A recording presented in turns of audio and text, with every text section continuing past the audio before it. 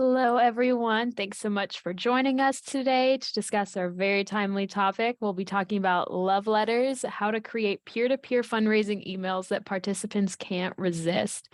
My name is Danny Clough. I am the channel marketing coordinator on the QGive team. On this webinar today, I'm joined by Brendan Smith from QGive's business development team, and of course, our speaker, Mark Becker from Cathexis Partners. A few house notes before we begin today. We're going to be recording this webinar and I'll be sending out the recording as well as the slides later on. If you have any questions, please feel free to ask, put them in that Q&A section. It's going to be, the button should be located at the bottom of your screen. We'll do our best to answer all the questions after Mark goes through his presentation. Before we get started, if any of you are unfamiliar with QGive, we are an online fundraising platform. We have solutions for all size nonprofits, including year-round fundraising tools, text giving, peer-to-peer fundraising, and auction tools. You are at the center of everything we do, and our goal is to make fundraising as easy as possible so you can raise more money online. If you're interested in learning more, please visit us at qgive.com. We're also excited to refer our network of nonprofit friends to our amazing partner network, one of them being Cathexis Partners, who we have here with us today. They specialize in helping nonprofits use technology to raise funds and engage supporters effectively and affordably. And of course, today we're joined by Mark Becker, who's a founding partner from Cathexis Partners. Mark has years of experience working with technology in the nonprofit industry and is ready to share some great insights with all of you today. So without further ado, I'm going to hand things over to Mark so we can get going. Excellent. Thanks, Danny. Let me go ahead and share my screen. All right. Happy Valentine's Day, everybody. And Danny, just can you put a thumbs up if you or confirm that you can see my screen? So I'm not just making this up. All right, we got a thumbs up from Brendan. Thank you very much. Definitely, as you're thinking of questions, feel free to put those in the Q&A or in the chat now that we have that enabled for you. I want to leave plenty of time at the end of this for that because otherwise it's just a talking head talking for an hour and that sounds awful. Even if it is me and I'm really awesome. Just kidding.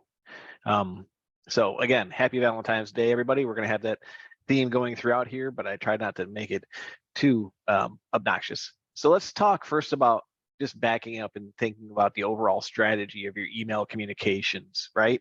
And you should always kind of start out with this, either planning a brand new campaign or refreshing, revitalizing, or just restarting an existing legacy campaign. It all starts with the strategy and asking these questions, right? What are your goals? First of all, what kind of peer-to-peer fundraising program are you working on? Is it a run, walk, endurance event? Is it a virtual campaign? Is it end of year giving?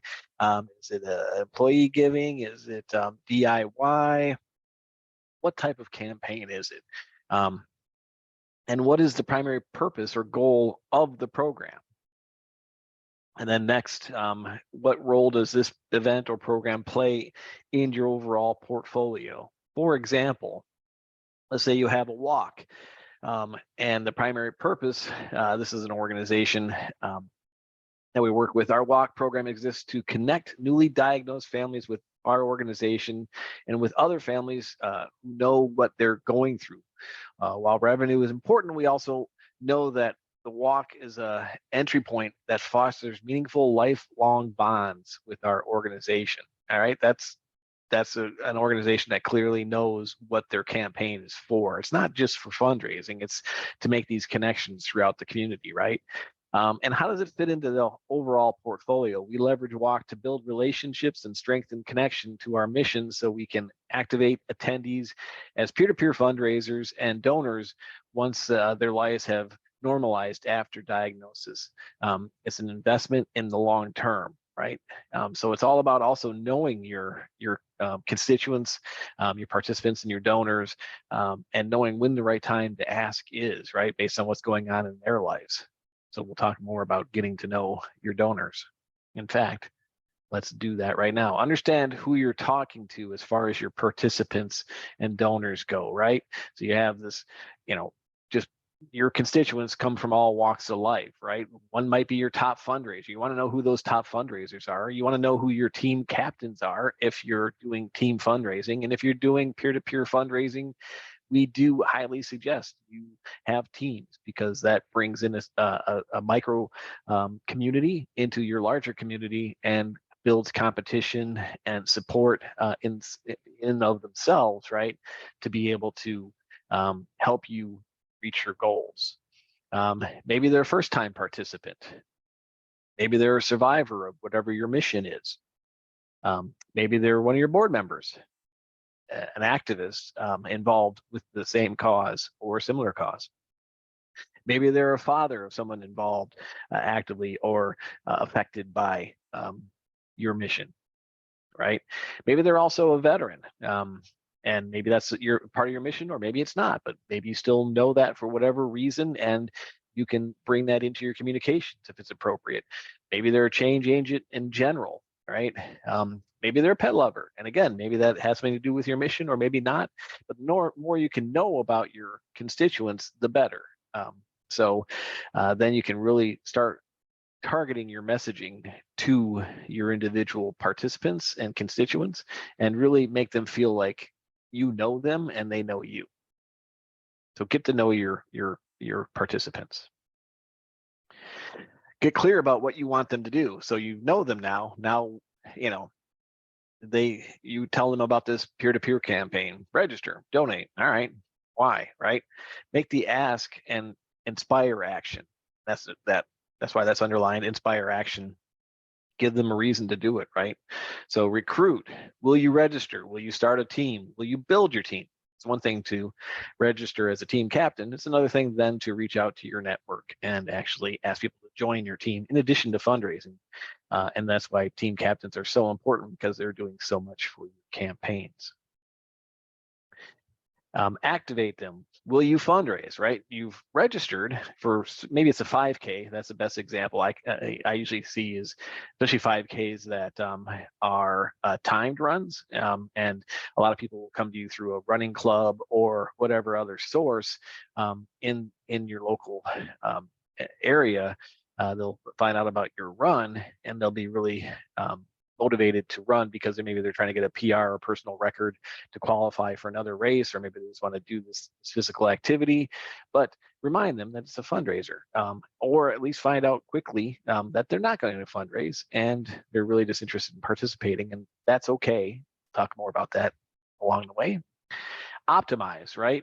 Will you keep fundraising? Once you started, it's, well, thanks for the additional donation at time of registration, or thanks for the one email you sent out and we got 3 donations from that. That's awesome. Look how well you've done. What else can you do, right? And retain. End of the season, thank them, invite them back next year. Don't let it go cold in the interim, right? Keep them engaged. Tell them where their money went. Tell them why they should be involved, why they should do it again. And that's this line through the back here is to kind of represent this thing is a constant flow, right? And hopefully, if it's a year-over-year campaign, it kind of circles back on itself. And it's not always just asking them to fundraise, but it's sharing stories about the mission, where the money is going, success stories, sample fundraising tips. All of the things need to be sprinkled throughout, and not just focusing on the main thing of fundraising, because it's so much more, and that's what the ultimate goal is. But you want to give information as much as you get donations, right?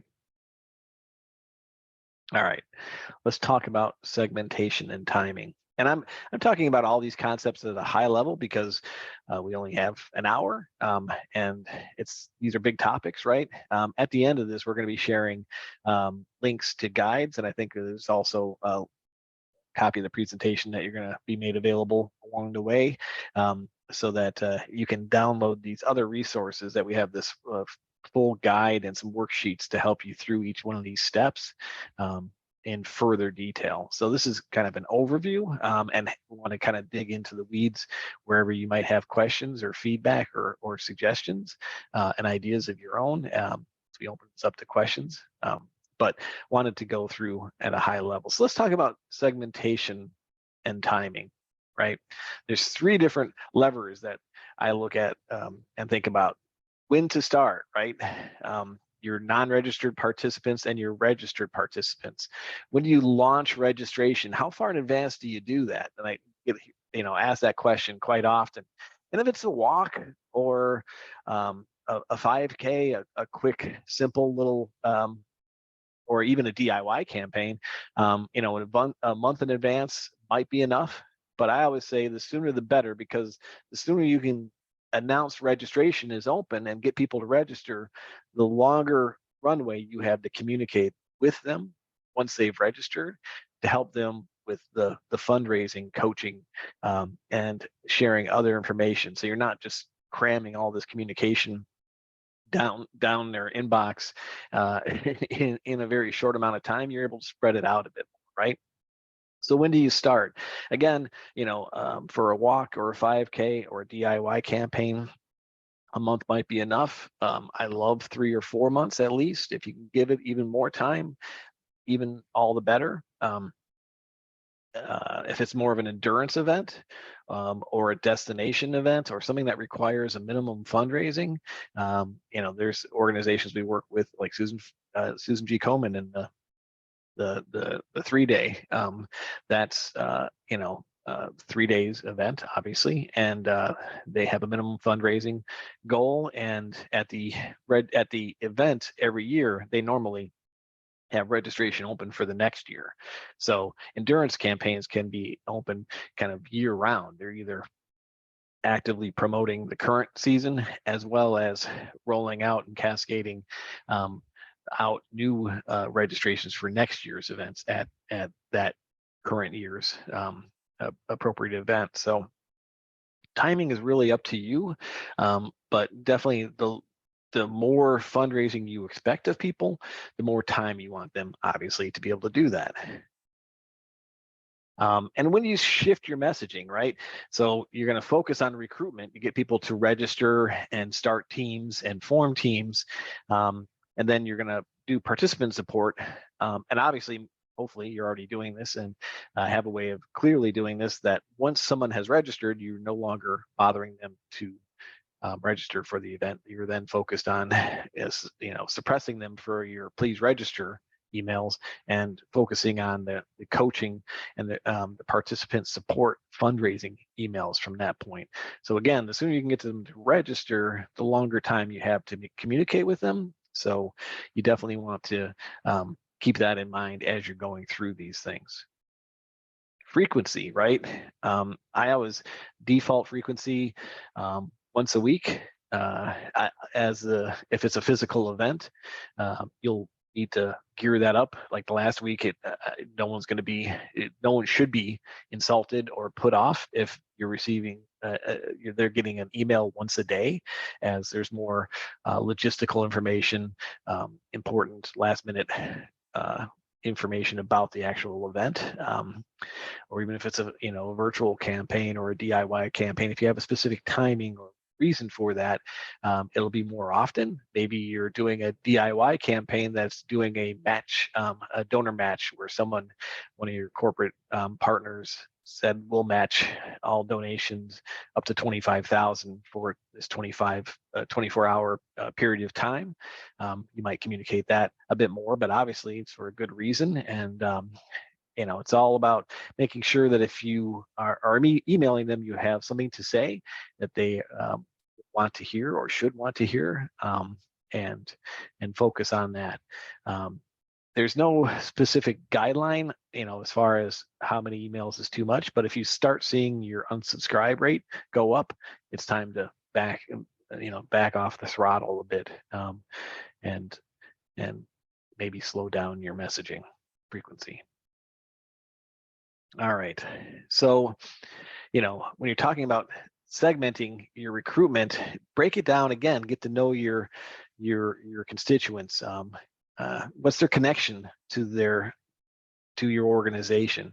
Have they participated in this event or a similar event in the past? Have they donated in the past, either to this campaign or just in general? And as much as you can, as much as your system allows, include that personalization and segmentation and customization of the messaging to bring these types of things into your messaging, so you can say, hey, thank you so much for participating last year and raising X.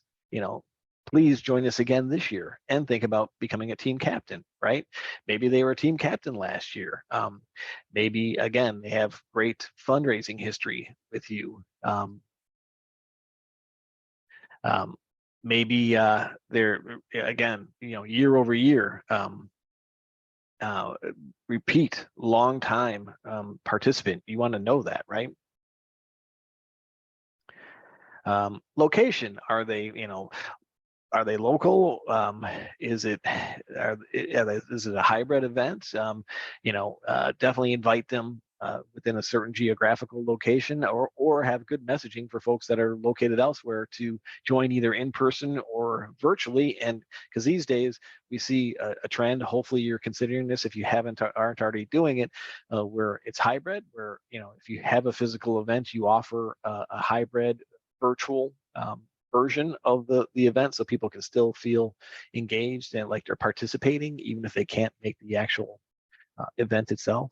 What's this audience source? Did you get a list from a running club, or did an email go out from a partner, a running club, or another organization, or a sponsor, a corporate partner of yours, or did it come out from as a source code in your messaging, and you were able to see that it came from your newsletter, and kind of happily surprised that another department in your organization sent out a more general email, mentioned your campaign, and put a source code in there to track that it came from there. Quite often we'll see that kind of messaging and be very happily surprised that you're able to message across departments if you're a larger organization and really not get in each other's way, and remember that you're all working towards the same goal. I just saw this question here. Hello, for donation campaign, how long should we keep this recruitment open? We're also looking to increase peer-to-peer. We'll come back to that one. I think it's a good question. I think I have some follow-ups as far as for a donation campaign, how long should we keep this recruitment open? It depends on what other campaigns you're running and what's the goal of the campaign. But I can ask some follow-up questions and maybe get more information from you, or if you want to share more about what you currently have going on, let me know. But sorry, I got sidetracked by that. But I think it's a good question. I think the answer is it depends, and that's my lame answer until I know more about what you have going on. I will say, whenever we're talking about any type of campaign, micro campaigns and bursts of short time frames always help. Everybody likes things in short, digestible packages, right? A short 1-minute video, a small goal of saying, like I said, the 24-hour goal for a matching gift. So if you can keep your campaigns, we work with Feed Hope Now, Central Florida Food Bank, and they're great, and they have basically a peer-to-peer campaign, a virtual food drive going on year-round, but they break it up into different seasons. They have like 3 or 4 throughout the year. They have one that's focused on the summertime. Kids are out of school, and it's want to make sure they focus on making sure that children eat well throughout the year, even not just when they're able to go to school and have a good meal or meals. And then they have something during the holidays and throughout the year. So there's other organizations that just have kind of an evergreen campaign that stays open year round. So the answer is it depends. It's just kind of knowing your audience, knowing what makes sense for you, and how you want to support your messaging. All right. Let's talk about engagement, right? We talked about recruitment, first of all. Now let's talk about engagement. Again, is it a local event, a physical event? Is it a virtual event, in person, or hybrid? Fundraising. You want to, again, look at your super fundraisers, right? And also your $0 fundraisers, and have incentives or rewards. Milestones, I think, is another better way to put that for your fundraisers. And I don't say you need to give them stuff to make them fundraise, but I always think it's a good idea to put out milestones so that people know kind of what's expected of them, or what could be, if they're interested in, if their mindset is, I want to fundraise, how am I doing? First of all, you should have leaderboards up there showing how they're doing compared to other folks.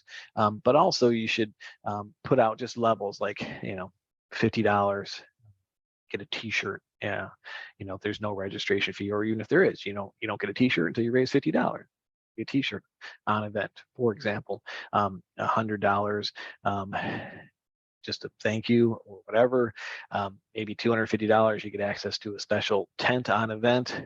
It doesn't have to be a physical thing that you're giving folks, just different little levels of acknowledgement to keep them focused and fundraising. Current fundraising, 0, low, mid, high. Again, make sure you're not sending the same messaging to everybody. Someone that's raised $10,000 as a participant doesn't expect or want to receive the same email as a $0 fundraiser, right? There's nothing more frustrating than going through all that trouble of really building out your team captain. You've raised $2,000. You have 8 team members, you're doing great, right, in your mind, and then you get an email from the organization say, hey, start your fundraising. What? I've done all this. You want to send them, hopefully your system supports it, and you want to send them messaging that says, hey, thanks for raising X, right? You're well on your way to the next level. And some of these things can be automated, like the milestones, and quite often can be automated. So once they hit a certain fundraising, they get an email saying, thank you for reaching this level. You've done so great. Here's some other thoughts. Help out your friends, or tell us your story.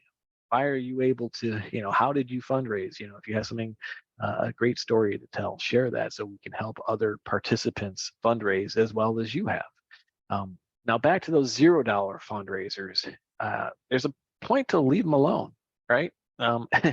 You can spend organizations spend a lot of time trying to get your $0 fundraisers to fundraise. Well, guess what? They're not fundraisers. They're just participants or registrants, right? Again, going back to that 5K example, they might just be there to run. They're not going to, they never intended to. They're not leeches necessarily. They just had their reason for participating, and they paid a registration fee or didn't, if it's free. And maybe they donated at the time of registration, maybe they didn't.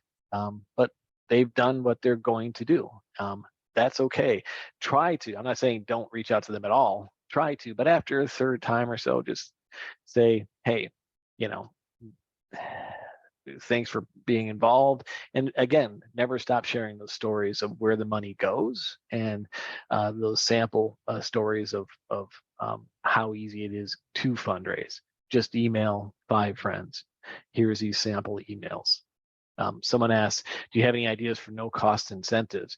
Yeah, those things like just having the milestones themselves, like, just shout outs saying, hey, congrats for reaching $250. You don't have to give them anything. $0 incentives or low cost incentives could be, again, simple as just acknowledgement on screen on the stage, event day, or in a leaderboard, or a virtual wall of fame, right? I know there's a bunch of other no cost incentives. I know there's a lot of low cost incentives, but if anybody has any, feel free to put them in the chat as well.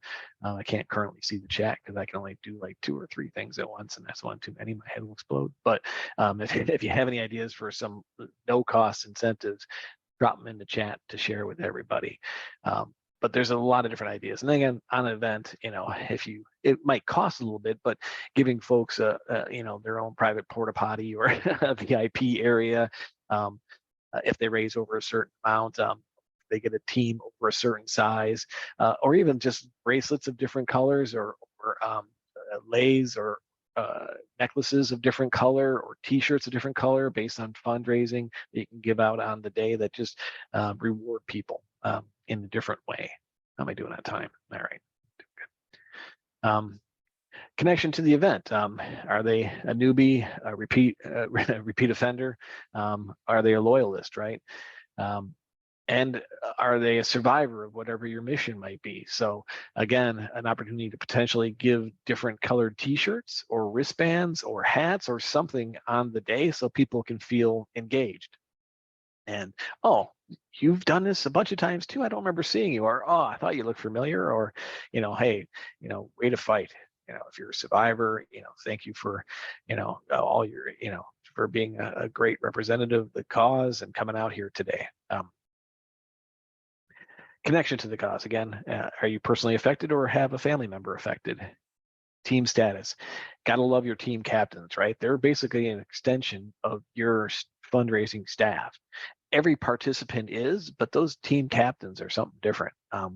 They're taking the time to build their teams, or at least they have a connection. They started a team because they felt like they could lead a team and have people join them. It might just be a team of two, couple husband, wife, partners, friends, whatever, right? It might be a team of 50, but keep an eye on your team captains and get to know them.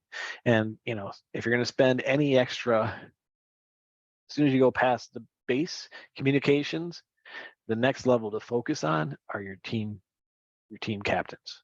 Yeah, sure, you're big fundraisers as well, but your team captains are probably going to also be in there, and give them credit, soft credit, for the funds that their team members are raising. And what's the participation type, right? Maybe you have different types: virtual, in-person, walker, runner, volunteer. Make sure you're messaging these folks appropriately based on how they're engaged in your campaign. All right, let me just talk briefly on calls to action and content. All right, when you start looking at messages, and we go into this in much more detail in the guide that we're going to share with you at the end of this, breaks it down even much further and gets into the weeds on these different steps. But just kind of lay out all your emails, each one of them. What's the priority? What are you trying to do with this message? Is it recruitment? Is it fundraising? Is it mission awareness? What is that? And then what are the main message points in there? Hey, join us to register. Here's a discount code. Here is a share with your friends. Group 3 friends today. Start a team. What's the subject line? And then the preview content, right? Those characters that you get, that when you're looking at it, you see the first 50 characters or so, I think it is, of the message. What do you want to focus on there? And what kind of links and buttons do you want in there? And definitely more buttons, less links. So make it all visual. People are used to their phones. They're probably viewing your messages on the phone. Link text is okay, but a button is shinier, and also easier to click. Especially my fat fingers, sausage fingers, get in there and start missing things. So make it easy on folks, and make it, just break up the message a bit by including images and buttons. And then what's the PS? What do you kind of, the final, hey, thanks, or this is where the money went, or this is where we're doing this year, and this is a story from Bill who, survived, and, here's a link to a message from our founder, that type of thing. All right, clear calls to action to correspond to the stage that they're in, right? Recruit. Again, will you join us? Will you join us again if you return? Again, personalizing that. Hey, we know you've been here before. Will you join us again? Please come back. Will you start a team? Will you build your team, right? It always ends in the question, what are you asking them to do, right? Will you start fundraising? Will you jumpstart your team's fundraising? Will you get the first email the first group of your friends to ask them to support you, or even if you haven't already, donate to your own campaign page? And then once you started fundraising, will you keep fundraising? And here's some tips, and here's some toolkits. Here's some suggested messages, suggested emails, some suggested social media posts, some banner images for Facebook, if anybody's out there still using Facebook, and whatever else, Twitter, Instagram, TikTok. Here's some song backgrounds you can use. Here's yada yada yada. Give them some tools. Make your job easier by giving them the tools to raise money wherever and however they want to. Right. Ask for a larger donation. Right. Um, Retention, right? Will you come again next year? You were a participant this year. Will you start a team? Consider starting a team next year. You kicked it out of the park, in fundraising. Come join us and as a team captain next year, and bring your friends to join you. All right. Now let's go into design and deliverability a little bit. I hope everybody was catching my little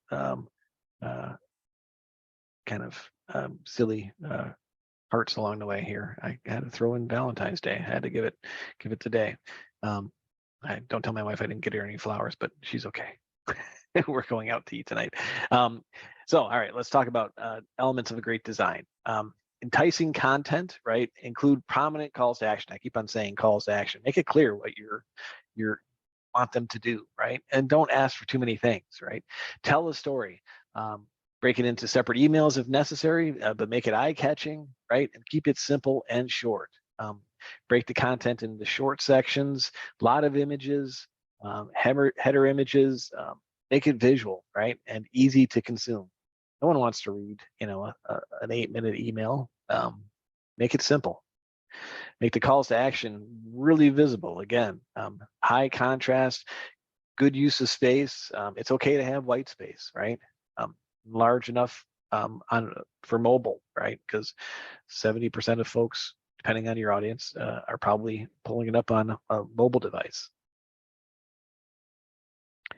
Always stick with your brand guidelines. Hopefully, first of all, have brand guidelines, and I don't mean that facetiously.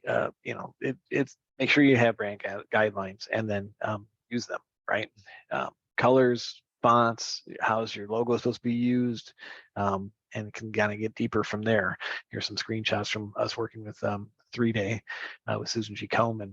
They have quite the entire brand guideline of lots of pages that make it very clear how it's to be used and not to be used, and always stick consistently throughout, right? They have kind of, in their example, PanCan, a lot of campaigns do this as well, where they have a theme or a brand overall, but every year they also have kind of a look and feel and a theme for that year and keep it consistent. Sometimes you're going to have to depart from that.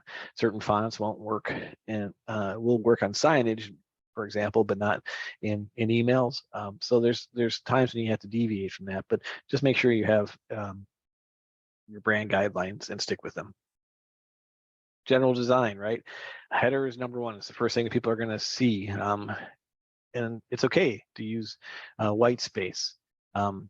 Backgrounds probably won't show up on mobile device, and you probably don't want them there anyways because accessibility reasons, colorblind, many other users will have difficulty reading text with colored backgrounds, images in the background, that type of thing. So you make sure you use a lot of images, use them appropriate. It's okay to have white space, and don't neglect the footer. Make sure you have useful links there. Make sure they're actually live and active if they are there.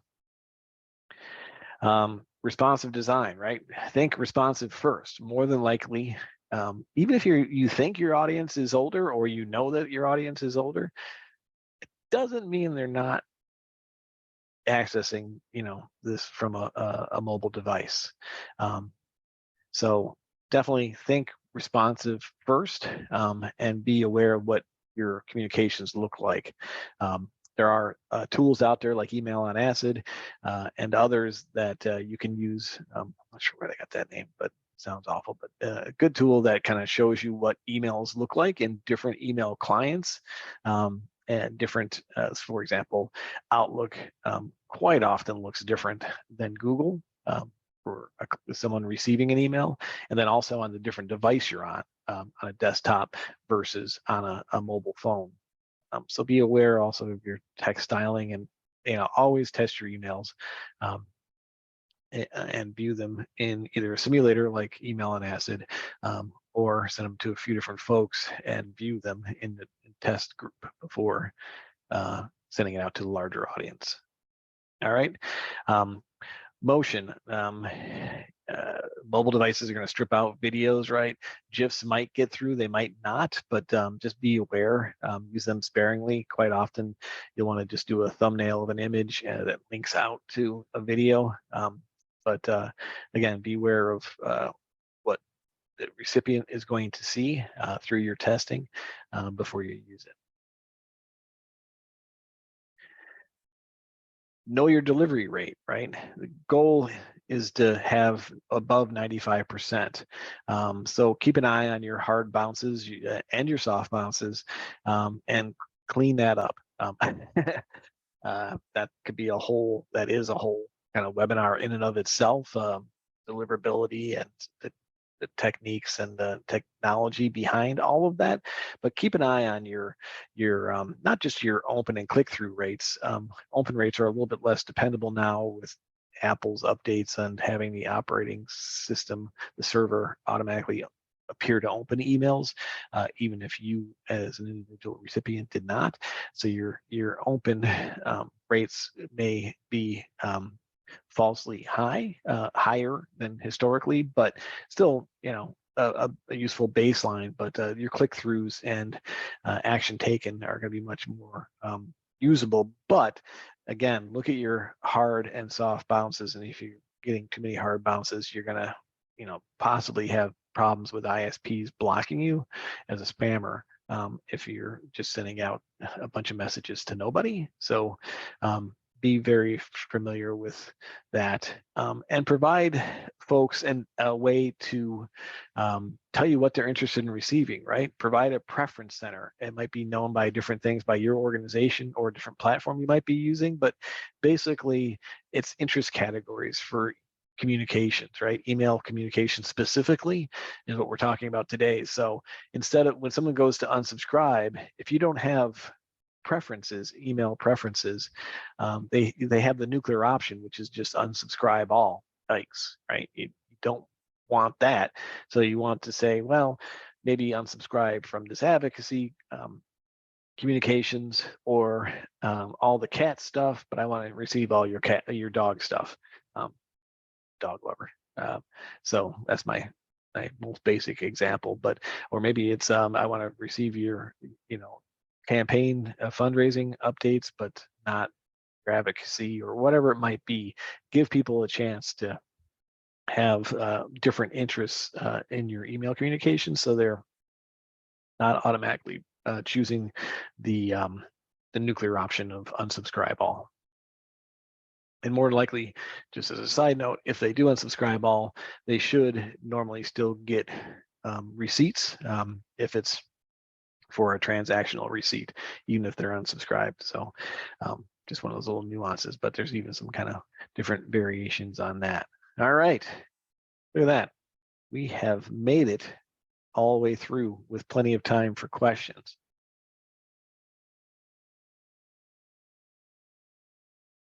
So yeah, thanks to everybody for joining us today. We're gonna open it up here to questions. Here's my contact information along with QGives, and then I'm going to, I believe we're gonna share this after the fact.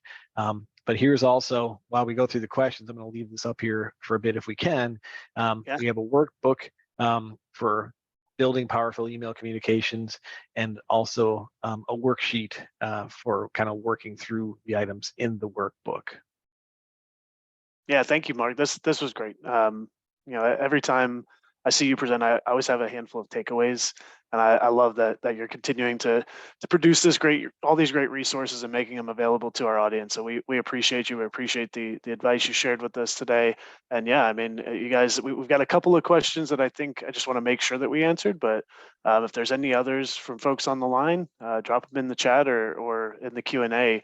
We're happy to address them. And I think Danny mentioned that someone had submitted one prior to the webinar. So maybe we'll kick off with that one, Danny, if you can. Yes, absolutely. We had someone email in the question. When it comes to fundraising for missions involving sensitive topics, for example, undocumented students, how can the organizer best use the story of these groups without placing any risk of discrimination towards the individuals? Ooh, that's gonna probably be above my pay grade in a lot of ways. Not my specialty, but I would probably have to defer that, unless either one of you have any thoughts. Just keep it to the mission and keep it to the actual story, and away from, you want to keep it personal as well. So it's not, I don't want to say it's, you want to keep it impersonal, but you just want to avoid triggering people. Yeah, that it can be difficult, and I understand the question. Um, I'm open to any other thoughts, and if anybody has anything in the chat, feel free to drop in some thoughts there as well. I'm not Yeah, the most sensitive guy. I defer to some of the folks on the line as well, Mark. That is a tough one. But I agree with you. You know, you want to find that balance, you know, of that personal connection or the personal message, and something that's, you know, acceptable, right? You don't want to get too personal. You don't want to get too cross any of those lines. So um, I know we have another one here. How can we use AI? This is from Melissa Villa in the Q&A. How can we use AI for fundraising strategy? That's a Yeah. broad one, Melissa. But yeah, Mark, go ahead. No, it's a good one, because that's one of the buzzwords, right? And the board or Right. your staff might be throwing it out, or you're hearing it. Oh yeah, we got to get some AI in here, right? And you should use artificial intelligence wherever you can to get rid of any processes that kind of are rote, kind of repetitive processes. So there's a lot of analytics that can be gleaned through different um, platforms and add-on services. I'm not sure, Brendan or Danny, if you have any partners specifically you work at that get into wealth screening or propensity to give that you want to highlight here, but there are a variety of them out there, and I'm happy to chat with folks about different options when it comes to getting into learning about more about your audience, and then using artificial intelligence to kind of help with your journeying and communication style. Yeah, I think there's two sides to this, right? The wealth screening and data enrichment tools that are out there, the, you know, donor searches, iWave, you know, Windfalls of the world. But then, you know, there are some other players that really focus on the affinity component of the connection to your organization, like a Boodle AI, for example. So while I can't, you know, get up here and say that I'm an expert on any of those products, they're certainly worth taking a look at to see, you know, are there ways to more intelligently and even with some of these algorithms that they're plugging in, just better identify those organizations, or I'm sorry, those contacts of yours within your database that have that interest in giving, the propensity to give. So yeah, I would highly suggest that, but no real, you know, hard suggestions there. Just take a look at those others. They'll have a lot of information for you. Like I said, Boodle AI would be the best one that I've kind of spoken with and learned a little bit about for you there, Melissa. I'm a fan of them as well, and definitely can go into details. And they can even, I know when they first came out, they were kind of Boodle AI was focusing on giving that to your kind of power fundraisers so that they could even look at their lists. They wouldn't go, the data for those people wouldn't go as detailed into, like, if you were a staffer looking at someone's propensity to give, because that data can be creepy enough as it is, right? Like, we know that you own a boat, that you have a 3-car garage, and your house is worth X, and your household income is this. So they make it more of a scorecard, and kind of whitewash it a bit to say, we think you should ask this person, versus this is, all the details on why. Good question. So I'm curious what your thoughts are on donation asks and newsletters. I love this one. If I'm emailing once a month, should every newsletter include an ask, or is that too much? I'm Yes, it curious too, should. Mark. Yeah, you're a fundraising organization. You're a nonprofit. Yes, I say that if it's once a month, yeah, and you're doing a lot of things, right?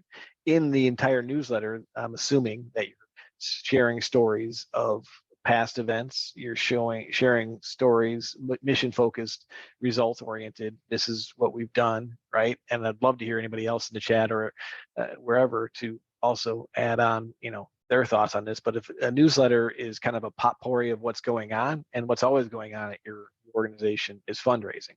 It doesn't need to be the first thing, but maybe at end of year is the first thing, but it should definitely be, it's appropriate to be on there for sure.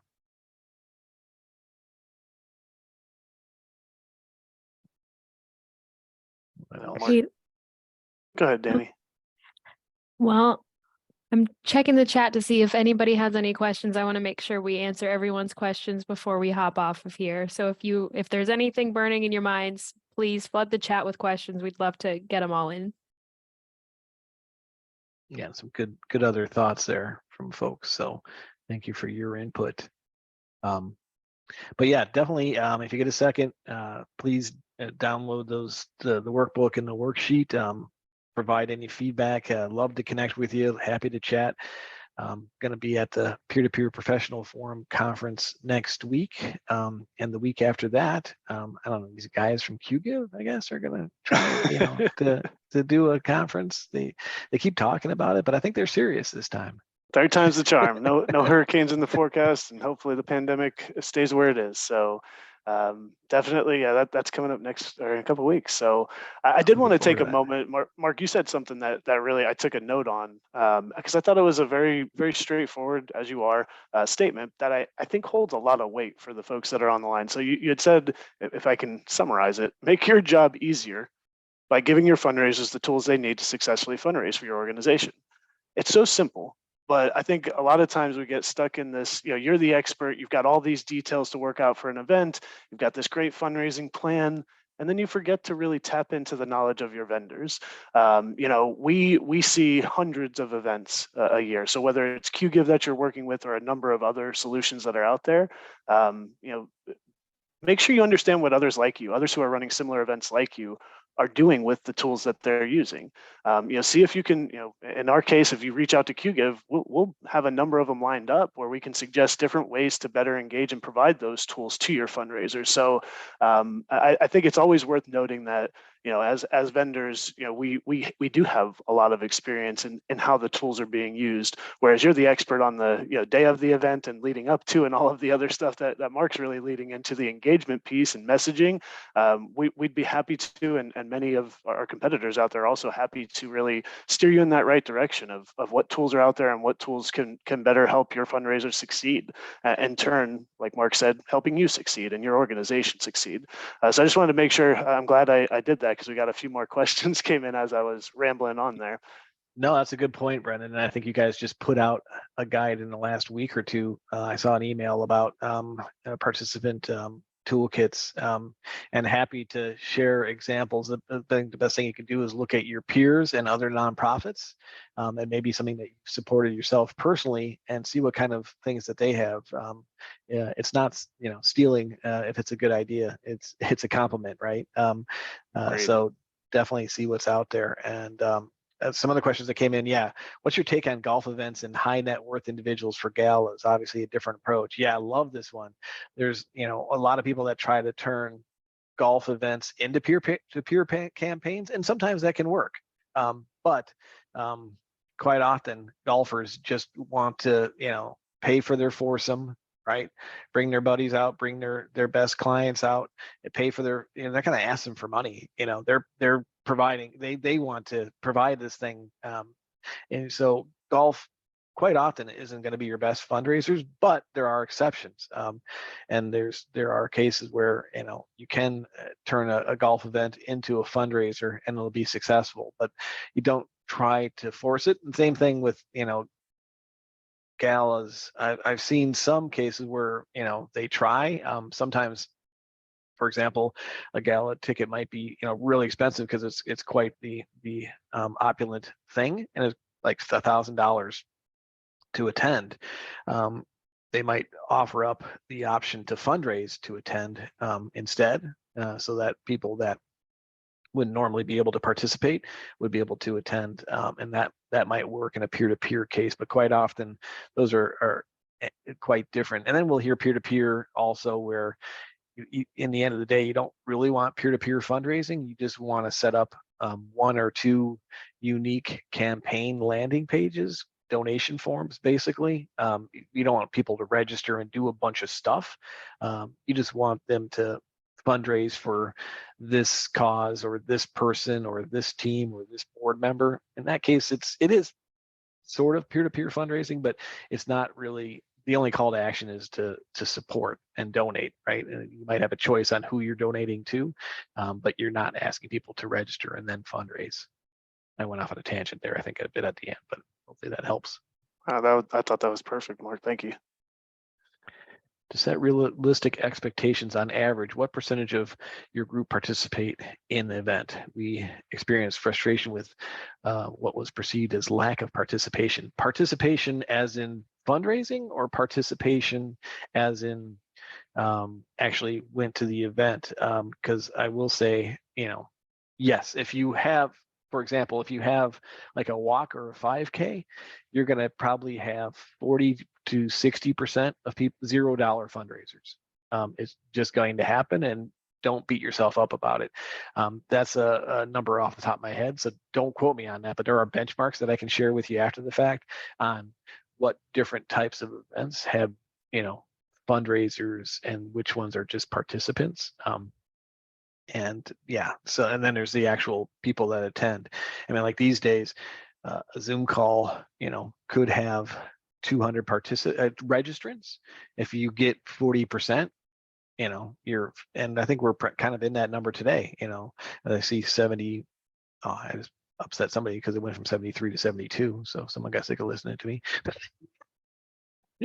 But you're going to have more people register than attend in most cases, especially if it's, everybody has learned that Zoom is, you don't have to pay to attend, and then you're probably going to get the recording afterwards. So the main thing is to register, right? So I'm not sure if Maria, if I took your question in the wrong direction or not, but participation depends on a variety of factors: how much skin is in the game for the individual, and what you're considering participation. It's up to the fundraiser to motivate their walkers participants through kickoffs, meetings, sharing ways they can fundraise, etc. Yeah, Teresa, good point. It is your job as a fundraiser to get people, and that's what the goal of all this hopefully was, get people motivated, show that you know them, you know how to speak with them, and learn how to speak with them, learn where they're listening, go there, work with them, give them the tools to do the same to their friends, and share mission stories, goals, all those things. What type of events do you find the most successful for peer-to-peer fundraising? DIY campaigns are a great way to start if you haven't done anything, and they're the lowest cost, right? If you have a physical event, a good percentage of it's going to go to production, unless you get that. Hopefully you can get that covered in registration fees, or appropriately sponsorships, and partnerships, to pay for the event production. Then all the fundraising actually goes to the cause. But most successful, well communicated, well marketed DIY campaigns can be a great place to start. But it definitely isn't the case of, if you grow it and if you build it, they will come. You have to water it, you have to nurture it, you have to get back to Teresa's point, you have to have meetings, you have to get them excited, you have to give them reasons to get involved. Yeah, and I would take that a step further for Shannon's question. Just define success. Mark talked about it at the beginning, right? What is success to you? Is this a recruitment thing? I think Teresa's making a good point. Don't make them feel like you've recruited them, but are you looking to recruit new folks, new advocates out there in the community? Are you looking for just new names in your database to nurture? Are you looking for dollars? What are those different metrics of success that you're defining as you're creating this campaign or this event? DIY, I agree, is a great easy thing to get in and out of with limited overhead, and you can probably hit some of those goals, but you really need to define those and define what success is for your peer-to-peer fundraiser as you're jumping into those. So if there's more to that, Shannon, and you wanted to discuss it with Mark or anyone on our team, we'd love to dig into that if this is kind of something you're looking to try and maybe haven't done yet. I like Marie's comment too. Our World Trivia Night gets 800 participants and is a great opportunity to raise money. Although we get a lot of participants who aren't interested in our cause. Yeah, I mean ALS, the ice bucket challenge. A lot of people, tangentially involved in that just because it was the cool thing to do, right? Well, guess what? ALS has come a long way as far as research, bring in the money. And, again, put that source code in that they're part of trivia night. Don't ignore them, but just know that if you try to engage them throughout the year in other things, your newsletter, other campaigns, if they don't react, why. The source was this trivia night. Right to the next trivia night, have them fundraise twice as much next time. I think we've covered them all. Danny, do you see any others in the Q&A or anywhere else that we haven't answered? This has been great. Thank you all for such engagement and all the questions. If there's anything we want to dig into more, as I mentioned earlier, you have the contact info, and we're going to be following up with you for those of you who are wondering. So you can reach out to us for any of this. Mark's a great resource. QGive's got some teammates. We're happy to help in any way that we can. But thank you all for attending. Mark, thank you for another great session with us. We're, again, always valuable to have your knowledge and experience on the line and helping our audiences succeed. So we'll follow up accordingly with everyone. Thank you, Danny, and thanks everyone for attending. Y'all have a great rest of your Valentine's Day. I hope you have a great evening with your loved ones. Thanks, everyone. Bye, everyone.